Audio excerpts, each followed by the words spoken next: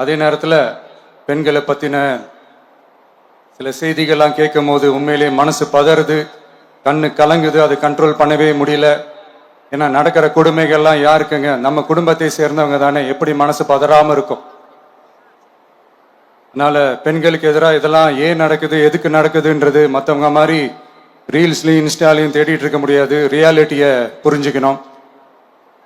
So இந்த பிரச்சனைகள்லாம் ஏன் நடக்குது அப்படின்றத அனலைஸ் பண்ணி பார்க்கும்போது சுற்றி பார்த்தீங்கன்னா ஒரே இடத்துல தான் வந்து நிற்குது. போதைப் பொருள் நடமாட்டம், அதை வேரோட பிடுங்கி எறியணும்.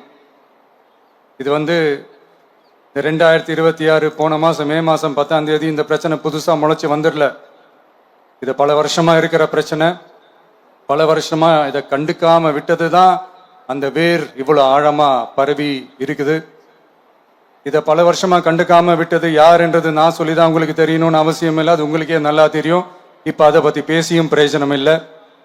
முதல்ல இந்த போதைப் பொருள் நடமாட்டத்தை வேரோட பிடுங்கி எறியணும். அப்படி எரிஞ்சாதான் இந்த பெண்களுக்கான இந்த சேஃப்டி ரொம்ப ஸ்ட்ராங் ஆகும். இது ரெண்டுமே ஸ்ட்ராங் ஆனாலே ஆட்டோமேட்டிக்காக சட்டம் ஒழுங்கும் சரியாகும். இந்த